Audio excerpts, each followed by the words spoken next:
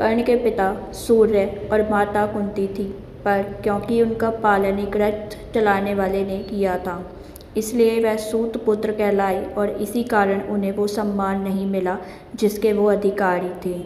इस लेख में आज हम महारथी कर्ण से संबंधित कुछ रोचक बातें जानेंगे।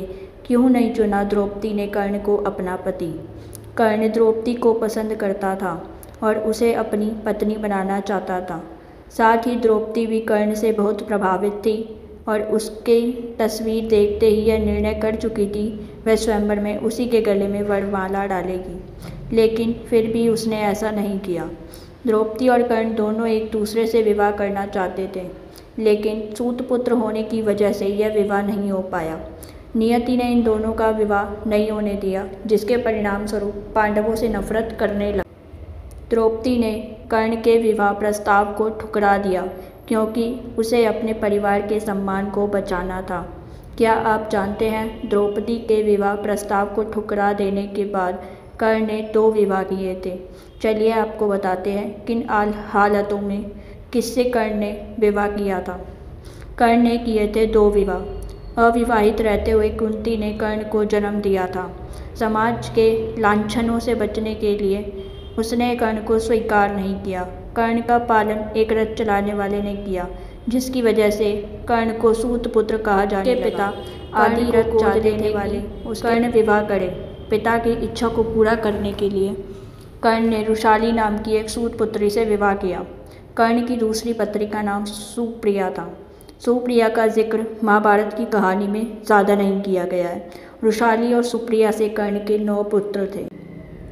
श्री कृष्ण ने क्यों किया कर्ण का अंतिम संस्कार अपने ही हाथों पर?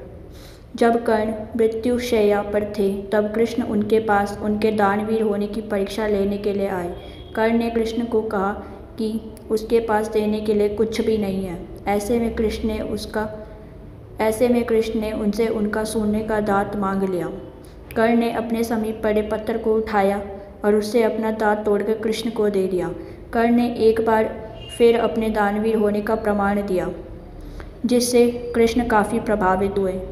कृष्ण ने कर्ण से कहा कि वह उनसे कोई भी वरदान मांग सकते हैं। कर्ण ने कृष्ण से कहा कि एक निर्धन सूतपुत्र होने की वजह से उनके साथ बहुत छल हुए हैं। अगली बार जब कृष्ण धरती पर आए तो वह पिछड़े वर्ग के लोगों के जीवन को सुधारने के लिए प्रयत्न करें। इसके साथ कर्ण ने 2 और वरदान मांगे।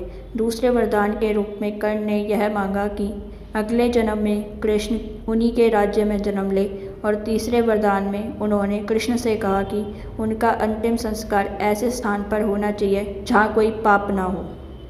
पूरी पृथ्वी पर ऐसा कोई स्थान नहीं होने के कारण कृष्ण ने कर्ण का अंतिम संस्कार अपने ही हाथों पर किया। इस तरह दानवीर कर्ण मृत्यु के पश्चात साक्षात वैकुंठ धाम को प्राप्त